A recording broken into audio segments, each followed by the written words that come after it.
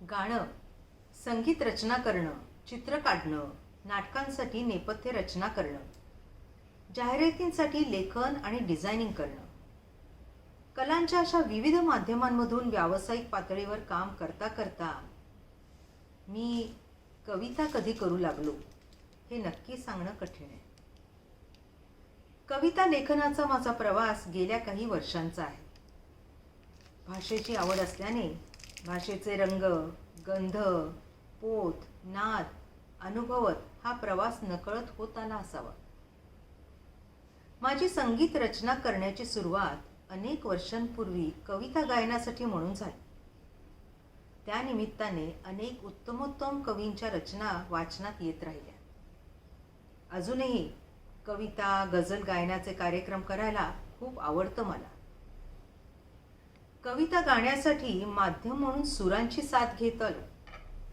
पण यावेळी मला कविता गाऊन ऐकवायची नाही, तर वाचायला द्यायची आहे. त्यामुळे सुरांची जागा माझ्या हस्ताक्षराने घेतली. गाण्यात सूर जसे आशयाप्रमाणे उमटतात, त्याचप्रमाणे अनेक ठिकाणी कवितेच्या स्वभावाला अनुसरून हस्ताक्षर स्वाभाविकपणे जरासं वेगळं उमटलेलं तुम्हाला दिसेल. काही कवितांची सोबत करण्यासाठी मी काही रेखाचित्र सुद्धा काढली आहे. मराठी काव्याची वाचन परंपरा खूप प्रगल्भ आहे. त्या थोर परंपरेशी नातं सांगणाऱ्या वाचक वर्गाच्या हाती माझी कविता देत असतानाच समाज माध्यमांवरून तयार झालेल्या माझ्या कवितेच्या नवीन वाचकांपर्यंत सुद्धा हा संग्रह पोचणार आहे. ही जाणीव खूप उत्सुकता निर्माण करणारी आहे. असंच होतं ना तुलाही हा माझा पहिला काव्यसंग्रह आपल्यासमोर ठेवताना मला खूप आनंद होतोय. गो. नमस्कार, मी सरिता कुलकर्णी पाटणकर. साहित्य मोड या यूट्यूब चॅनलसाठी आज मी आपल्यासमोर कवी मिलिंद जोशी यांच्या काही कविता सादर करणार आहे. त्यांच्या असंच होतं ना तुलाही या कविता संग्रहातील काही कविता सादर करणार आहे. तुम्हाला माहितीच आहे, मिलिंद जोशी हे एक बहुआयामी व्यक्तिमत्व आहे. या कवी मनाच्या माणसामध्ये अनेक गुण एकवटले आहेत. प्रख्यात संगीतकार, उत्तम गायक आणि प्रगल्भ असा चित्रकार दडला. त्यांच्या कवितांमध्ये, गझलांमध्ये रंगाच्या छटा जाणवेल. सूर, ताल, लय यांचं पोतही जाणवेल. आणि म्हणूनच की काय, त्यांचं हे कविता संग्रहही जरा हटके आहे. या पुस्तकात सगळ्या कविता त्यांनी त्यांच्या हस्ताक्षरात लिहिलेल्या आहेत. मुखपृष्ठावरील हे चित्र आणि आतील काही चित्र ही त्यांच्यातल्या चित्रकार असल्याचा एक झलक दाखवते. चला आपण आता या कवितांचा आस्वाद घेऊया. पहिली कविता मी जी सादर करणार आहे त्याचं नाव आहे जंतर मंतर. या कवितेत प्रेमाची मलमली जाणीव कशी छंदबद्ध झाली आहे ते पहा. तुझ्या मिठीची फुले अंगभर, तळपायाशी मखमल मखमल. तुझ्या मिठीची फुले अंगभर, तळपायाशी मखमल मखमल. तरंगणारे श्वास तरळती, जाणीव जाणीव ओला दरवळ. मुक्त मुक्त त्या बंधनातला, हवा हवासा क्षण हलकासा. मुक्त मुक्त त्या बंधनातला, हवा हवासा क्षण हलकासा. स्पर्शही केला हरवून आणिक, तना मनाचे मिटले अंतर. शरीर झाले कापूर कापूर, शरीर झाले कापूर कापूर. विरून गेले हवे हवेतून, दोन प्रकाशांच्या भेटीची एकच उरली फक्त प्रभावर. अधांतरी ते प्रकाश वर्तुळ, अवकाशातून असे तरंगत.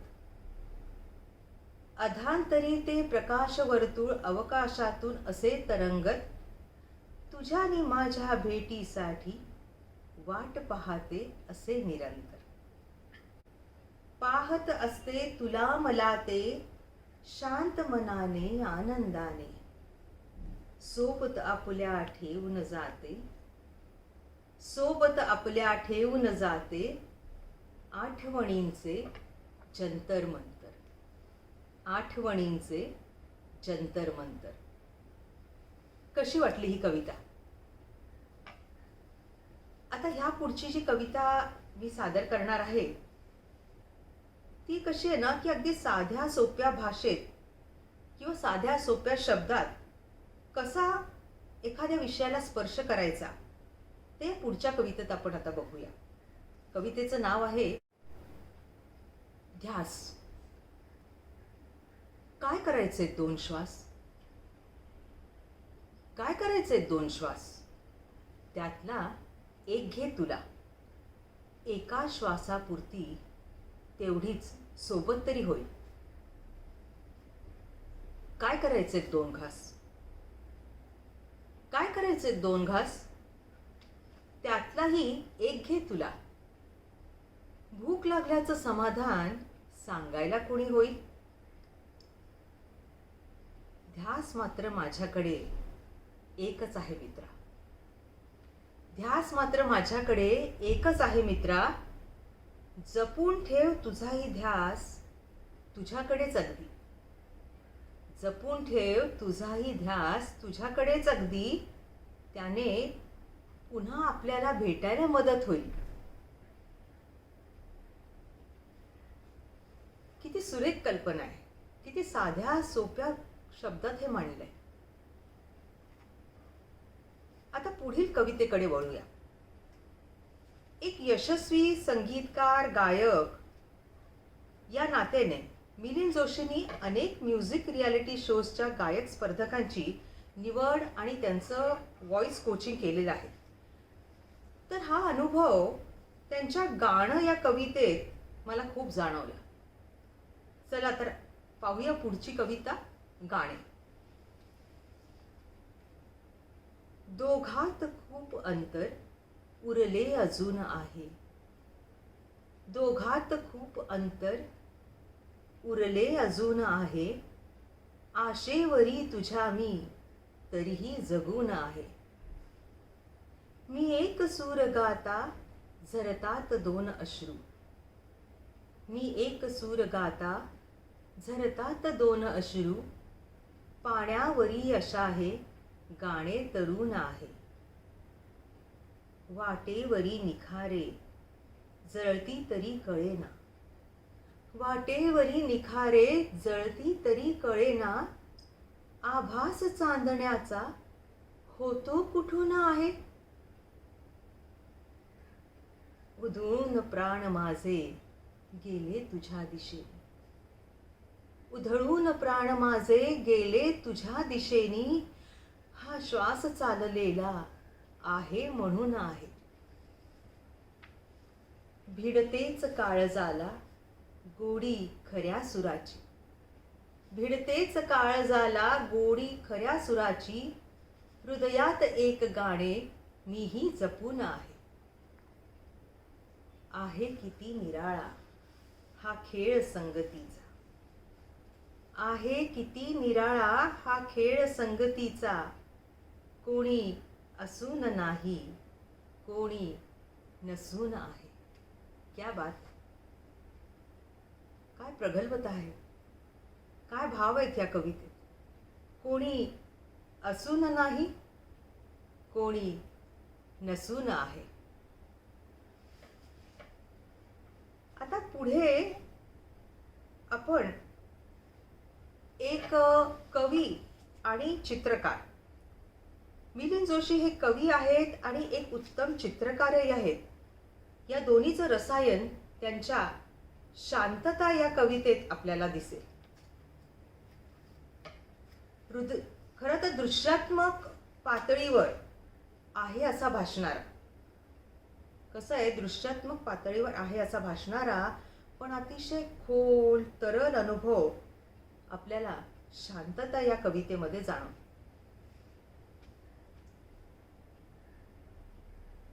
दोन श्वासांच्या मध्ये असलेल्या नीरवतेमधून,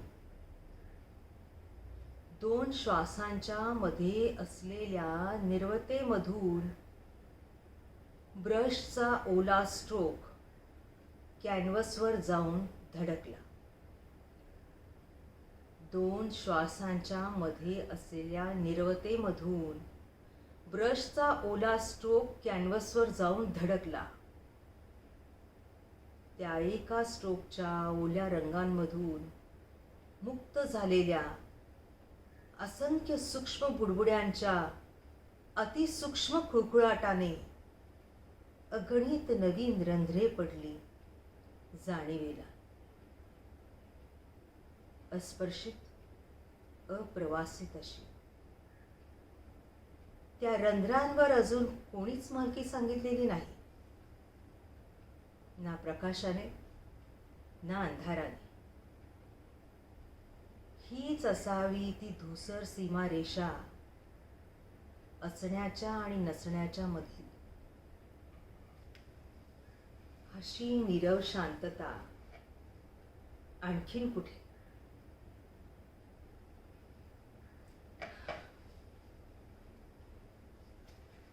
आता ह्या पुढची जी कविता आहे,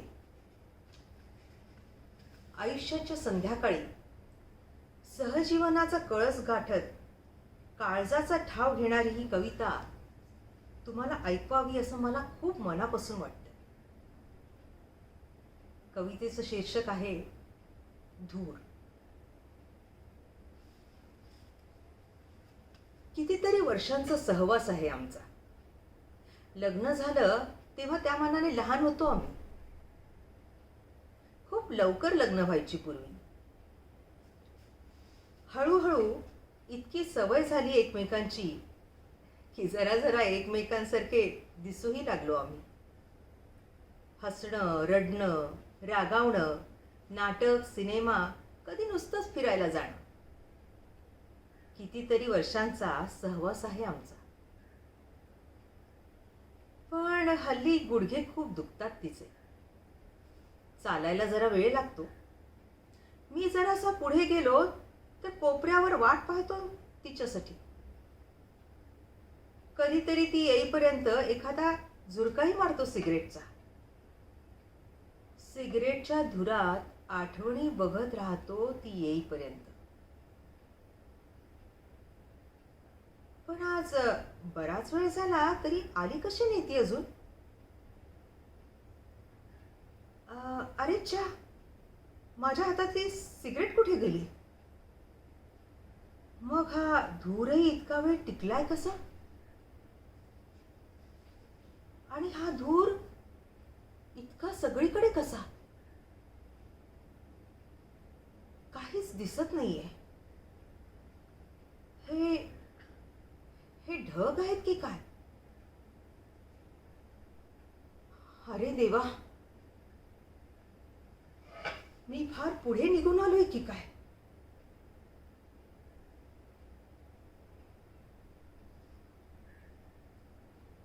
घेतला ना ठाव काळजाचा?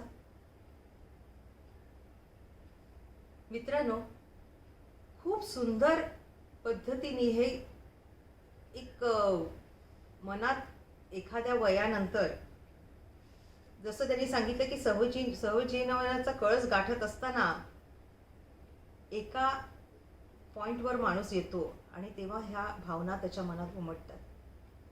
खूप सुंदर पद्धतीने हे मांडले. चला तर आता आपण पुढची कविता घेऊया. काय ना की ओळखीच्याच प्रतिमा विविध कवींच्या कवितांमध्ये वाचायला मिळतात. तर प्रत्येक कवितेत त्या वेगळ्या वेगळ्या वाटतात. मिलिंदच्या या कवितेत ऊन आणि पाऊस कसा आलाय तो आपण पाहूया.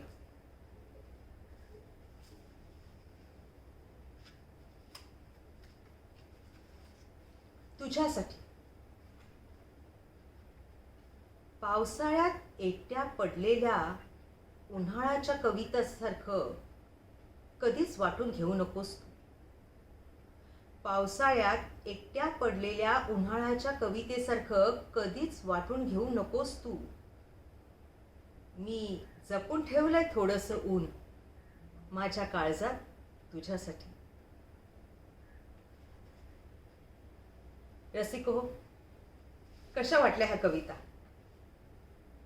तुमचा अभिप्राय आम्हाला खूप महत्त्वाचा वाटतो. तुम्हाला ह्या कविता कशा वाटल्या ह्या नक्की कमेंट करून सांगा. साहित्य मोड या यूट्यूब चॅनलला लाईक करा, शेअर करा, सबस्क्राईब करा. धन्यवाद.